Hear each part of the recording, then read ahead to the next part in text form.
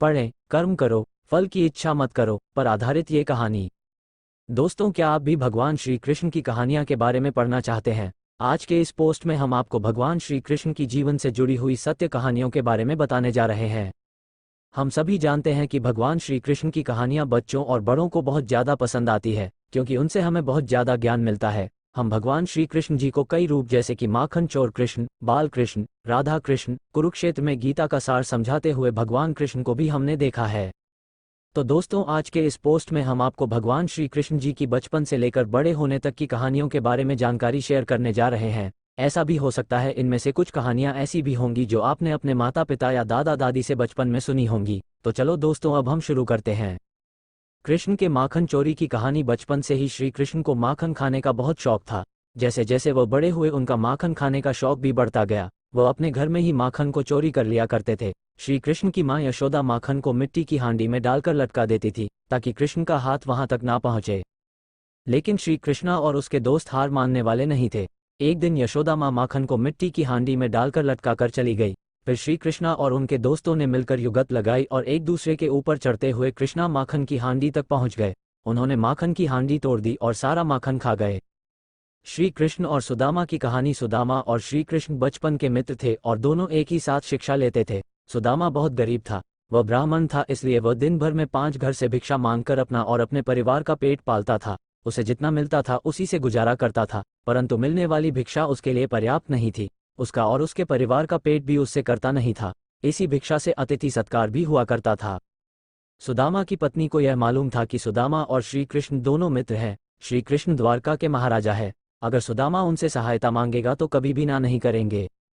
इसलिए सुदामा की पत्नी ने सुदामा को बहुत बार श्री कृष्ण के पास द्वारका जाने के लिए कहा, परंतु सुदामा हर बार मना कर देता था। परंतु बहुत ज्यादा पर्यटन करने के बाद सुदामा मान जाता है और वह द्वारका के लिए निकल जाता है। उस समय उसके पास कोई साधन नहीं था। वह अपने पैरों पर चलता हुआ द्वारका की ओर बढ़ रहा था। वह संकोच और लज्जा से भरा हुआ द्वारका की ओर निकल पड़ा। काफी दूर चलने के बाद उसे रास्ते में एक बैलगाड़ी मिलती है, जिस पर व्यापार के लिए खूब सारा माल लदा हुआ था। मुरारी ने सुदामा को द्वारका चलने के लिए मना लिया। गाड़ी पर बैठकर दोनों द्वारका के पास पहुंचे। वहां पहुंचते ही बैलगाड़ी वाले ने सुदामा से कहा कि आपका रास्ता यहाँ से अलग है और मेरा अलग है। सुदामा आगे चलने के बाद वहां से वापस आ गया। उसने सोचा कि मैं उस बैलगाड़ी वाले का धन्यवाद करके आता हूँ। सुदामा मंदिर के पीछे उसका धन्यवाद करने के लिए वहां गया तो वहां पर कोई बैलगाड़ी नहीं थी और ना ही कोई मुरारी था। उसे कुछ समझ नहीं आ रहा था। वह सोच रहा था कि एक क्षण पहले वह मुरारी से बातचीत कर रहा था, परंतु दूसरे चरण में यहाँ पर कोई भी नहीं है। सुदामा समझ गया था कि उसके मित्र श्री कृष्ण की ही कोई लीला है। वास्तव में ऐसा ही हुआ। जब दोनों की मुलाकात हुई तो वह दोनों मुरारी की घटना पर मुस्कुरा रहे थे। श्री कृष्ण और सांप कालिया की कहानी। एक बार की बात है कि यमुना नदी में एक मीठे पानी की झील में एक जहरीला सांप रहा करता था, जिसका नाम कालिया था। कालिया इतना जहरीला था कि धीरे धीरे उसका जहर यमुना नदी के पानी को भी जहरीला बना रहा था। एक दिन उस नदी के किनारे पर एक गाय चराने वाला गया और उसने उस नदी से पानी पीना शुरू कर दिया। पानी पीते ही उस व्यक्ति की मौत हो गई। जब श्री कृष्ण को इस बात का पता चला तो कृष्ण ने अपनी शक्ति से उस मरे हुए व्यक्ति को दोबारा से जिंदा कर दिया। उसके बाद कृष्ण यमुना नदी में कूद गए और नदी की गहराई में जाने लगे। नदी की गहराई में गए तो वह जोर जोर से सांप को पुकारने लगे। उस समय कृष्ण को नदी में गए हुए काफी समय हो गया था। ये देखकर लोग चिंतित होने लगे और कुछ लोग तो वहां करने लगे थे। उसके बाद कालिया सांप नदी के अंदर से बाहर निकला और श्री कृष्ण के सामने आया। सामने आते ही श्री कृष्ण पर आक्रमण कर दिया। देखते ही देखते श्री कृष्ण उस कालिया सांप के सर पर नाचने लगे। वह कालिया सांप 1000 सर वाला विशाल सांप था। श्री कृष्ण इतनी तेजी से नाचने लगे थे कि कालिया सांप के मुंह से खून निकलने लगा। जब ये बात कालिया की पत्नी को पता चली तो वह श्री कृष्ण के सामने कालिया के जीवन की भीख मांगने लगी। श्री कृष्ण ने कालिया सांप को जमुना नदी को छोड़कर रामांका द्वीप में जाने के लिए कहा और उसे यह आश्वासन भी दिया उन पर कभी भी गरुड़ हमला नहीं करेंगे, क्योंकि उसके सिर के ऊपर कृष्ण के पैरों के निशान छप चुके हैं। ये सुनकर कालिया सांप बहुत ज्यादा खुश हो गया और फिर वह अपनी पत्नी के साथ यमुना नदी को छोड़कर वहां से दूर चला गया। इस प्रकार श्री कृष्ण ने कालिया सांप से गांव वालों की रक्षा की। भक्त की रक्षा। एक गांव में 8 वर्ष का सूर्य नाम का एक बेहद दुर्लभ बालक था। उसका परिवार का व्यवसाय लकड़ी काटना और उन्हें बाजार में बेचना था। एक दिन सूरज यमुना नदी के किनारे पर लकड़ी काट रहा था। एक पेड़ की सूखी टहनी यमुना नदी की ओर झुकी हुई थी। सूरज की खास बात यह थी कि वह कभी भी हरी भरी टहनी को नहीं काटता था। उसने देखा कि जो टहनी यमुना नदी की ओर झुकी हुई है वह बिल्कुल सूखी हुई है। उसने कुल्हाड़ी लेकर उसे काटने के बारे में सोचा। जैसे ही उसने अंतिम परिहार टहनी पर किया, टहनी नदी में गिर गई और सूरज ने भी उसी टहनी को बचाने के लिए यमुना नदी में छलांग लगा दी। यमुना नदी का बहाव बहुत ज्यादा तेज था क्योंकि वह मौसम बारिश का मौसम था।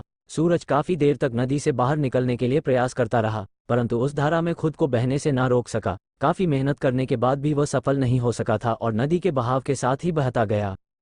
उसने मदद के लिए श्री कृष्ण को पुकारा। उससे पहले अपने लिए निजी हितों के लिए कभी भी श्री कृष्ण को याद नहीं किया था। श्री कृष्ण भी अपने भक्त की पुकार सुनते ही नदी के किनारे पर पहुंच गए। उन्होंने देखा कि सूरज बेहोश और अचेत अवस्था में है। उन्होंने सूरज को नदी से निकाला, नदी के किनारे पर लिटा दिया।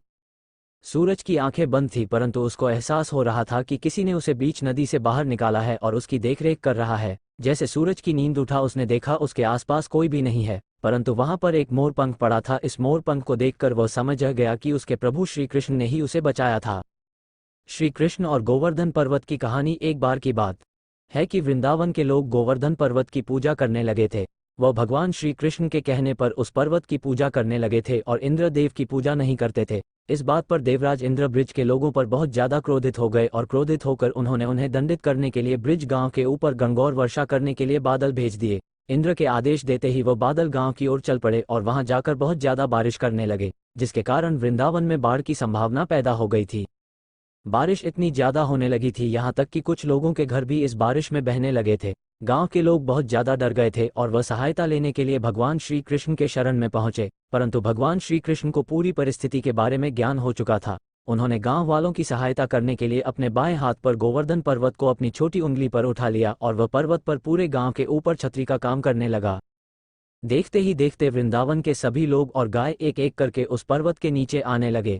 इस प्रकार भगवान श्री कृष्ण ने वृंदावन के लोगों की जान बचा ली। भगवान श्री कृष्ण के चमत्कार को देखकर लोग बहुत ज्यादा हैरान हो गए थे और इस चमत्कार को देखकर बादल भी वापस लौट गए और इस तरह भगवान श्री कृष्ण ने ब्रजवासी की रक्षा की और वह लोग खुशी खुशी रहने लगे। कृष्ण बन गए रखवाले। वृंदावन के छोटे गांव में पारो और रामदास नाम के पति पत्नी रहते थे। वह दोनों आंखों से देख नहीं पाते थे और हर रोज भिक्षा मांग कर ही अपना जीवन व्यतीत करते थे। दोनों श्री कृष्ण की भक्ति किया करते थे। भोजन से पहले वह उस भोजन का प्रसाद लगा दिया करते थे। उस प्रसाद को अपने भोजन के पात्र में थोड़ा सा मिलाकर बाकी किसी दूसरे गरीब को खाने को दिया करते थे। श्री कृष्ण भी उनकी भक्ति से बहुत ज्यादा प्रसन्न थे, इसी कारण उनको कभी भूखे पेट सोने नहीं दिया करते थे। चारों ओर जन्माष्टमी की धूम मची थी। गोकुल, वृंदावन, बरसाना क्षेत्र में कृष्ण जन्मोत्सव की विशेष मनोहारी छटा देखने को मिलती है। पारो खुद भी पुत्र को जन्म देने वाली थी। उसे खुद नहीं मालूम था कि वह जन्माष्टमी के दिन एक पुत्र को जन्म देने वाली है। ठीक उसी समय उसने पुत्र को जन्म दिया। वह अपने माता पिता की तरह ही श्री कृष्ण की भक्ति करता रहता था। उसका नाम उन्होंने चंदन रखा था। वह नाम के अनुसार ही शांत और शीतल स्वभाव का था।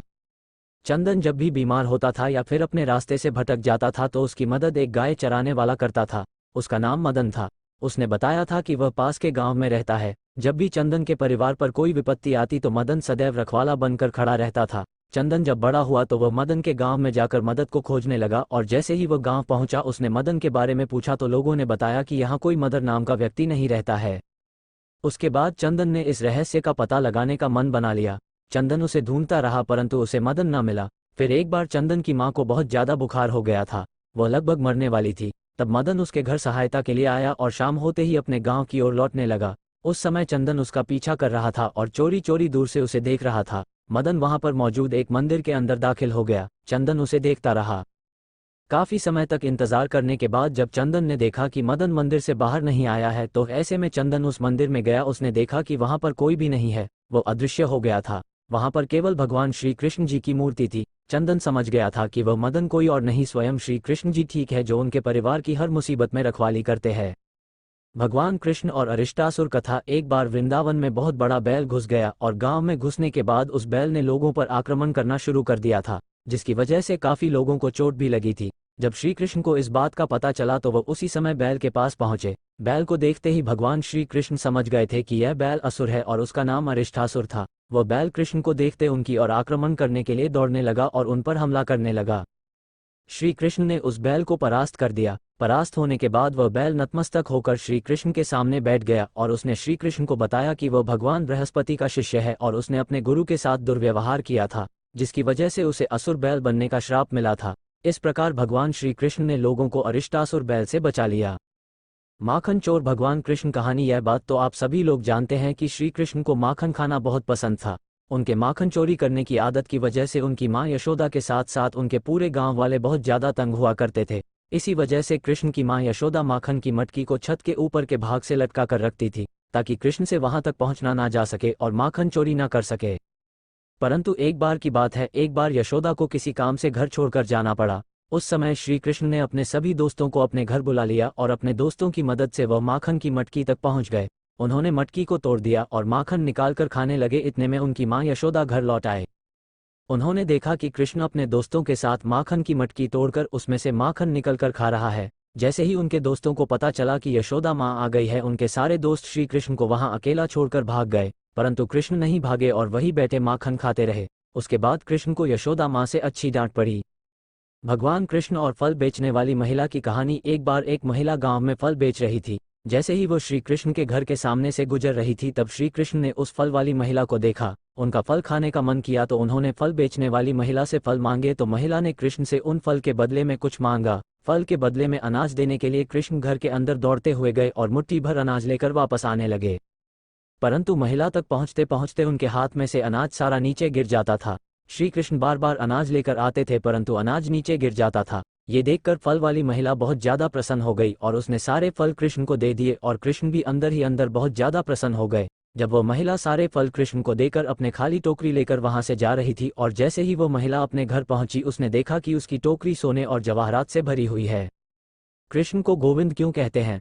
एक दिन कामधेनु नामक गाय स्वर्ग से श्री कृष्ण के पास पहुंची और उन्होंने श्री कृष्ण से कहा कि वह देवलोक से उनका अभिषेक करने के लिए आए हैं, क्योंकि वह पृथ्वी पर गांव की रक्षा कर रहे हैं। उस गाय ने श्री कृष्ण को पवित्र जल से नहलाया और उनका दिल से शुक्रिया किया।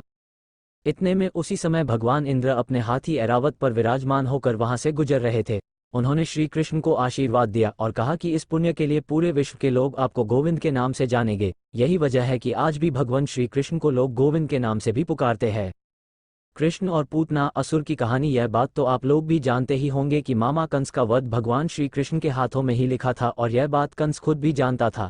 इसलिए वह कृष्ण का वध करने के लिए अलग अलग असुरों को भेजा करता था। एक बार उसने पूतना नाम की एक राक्षसिनी को भेजा। वह श्री कृष्ण के गांव में पहुंची और उसने एक सुंदर महिला का रूप धारण कर लिया।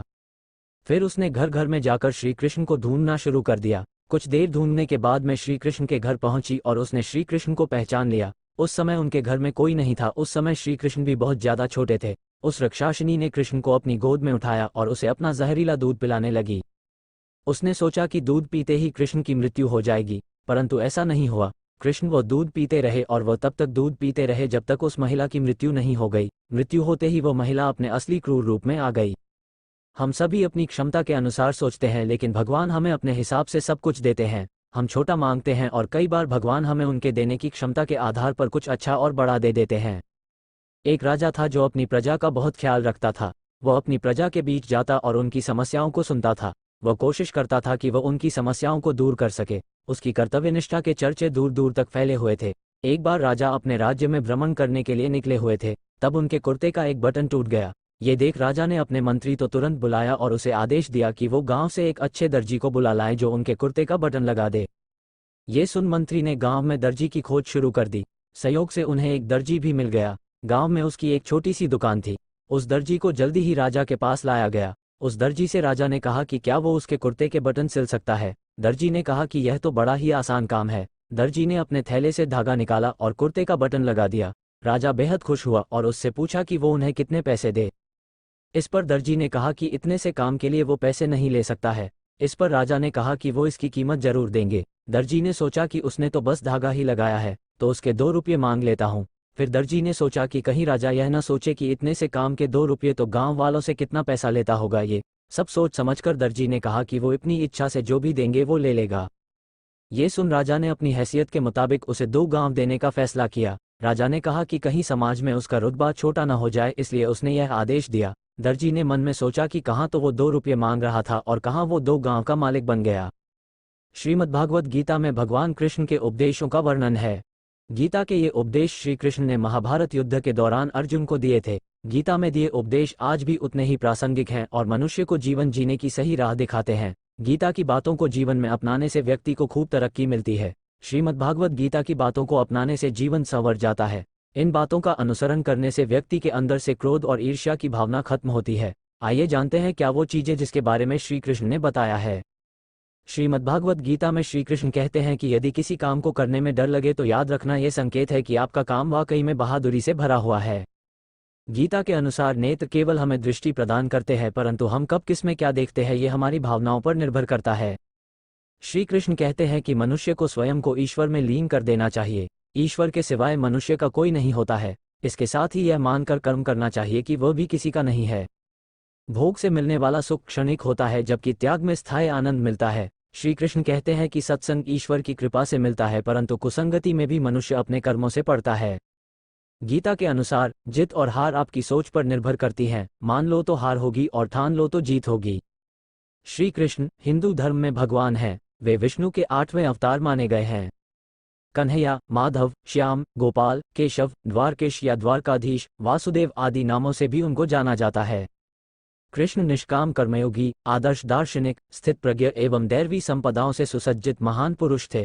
उनका जन्म द्वापर युग में हुआ था। उनको इस युग के सर्वश्रेष्ठ पुरुष, युग पुरुष या युगावतार का स्थान दिया गया है। कृष्ण के समकालीन महर्षि वेदव्यास द्वारा रचित श्रीमद्भागवत और महाभारत में कृष्ण का चरित्र विस्तृत रूप से लिखा गया है। भगवद गीता कृष्ण और अर्जुन का संवाद है, जो ग्रंथ आज भी पूरे विश्व में लोकप्रिय है। इस उपदेश के लिए कृष्ण को जगत गुरु का सम्मान भी दिया जाता है। कृष्ण वसुदेव और देवकी की 8वीं संतान थे। देवकी कंस की बहन थी। कंस एक अत्याचारी राजा था। उसने आकाशवाणी सुनी थी कि देवकी के 8वें पुत्र द्वारा वह मारा जाएगा। इससे बचने के लिए कंस ने देवकी और वसुदेव को मथुरा के कारागार में डाल दिया। मथुरा के कारागार में ही भादो मास के कृष्ण पक्ष की अष्टमी को उनका जन्म हुआ। कंस के डर से वसुदेव ने नवजात बालक को रात में ही यमुना पार गोकुल में यशोदा के यहाँ पहुंचा दिया। गोकुल में उनका लालन पालन हुआ था। यशोदा और नंद उनके पालक माता पिता थे। बाल्यावस्था में ही उन्होंने बड़े बड़े कार्य किए जो किसी सामान्य मनुष्य के लिए संभव नहीं थे। अपने जन्म के कुछ समय बाद ही कंस द्वारा भेजी गई राक्षसी पूतना का वध किया। उसके बाद शकटासुर, तृणावर्त आदि राक्षस का वध किया। बाद में गोकुल छोड़कर नंद गांव आ गए। वहां पर भी उन्होंने कई लीलाएं की, जिसमें गोचारण लीला, गोवर्धन लीला, रास लीला आदि मुख्य है। इसके बाद मथुरा में मामा कंस का वध किया। सौराष्ट्र में द्वारका नगरी की स्थापना की और वहां अपना राज्य बसाया। पांडवों की मदद की और विभिन्न संकटों से उनकी रक्षा की। महाभारत के युद्ध में उन्होंने अर्जुन के सारथी की भूमिका निभाई और रणक्षेत्र में ही उन्हें उपदेश दिया। 124 वर्षों के जीवनकाल के बाद उन्होंने अपनी लीला समाप्त की। उनके अवतार समाप्ति के तुरंत बाद परीक्षित के राज्य का कालखंड आता है। राजा परीक्षित, जो अभिमन्यु और उत्तरा के पुत्र तथा अर्जुन के पौत्र थे, के समय से ही कलयुग का आरंभ माना जाता है। दस्तब्दी इस लाइक और सब्सक्राइब करिए। ऐसी और वीडियो के लिए आपको मैं एक वीडियो सजेस्ट करूंगा, वह आप जरूर देखना।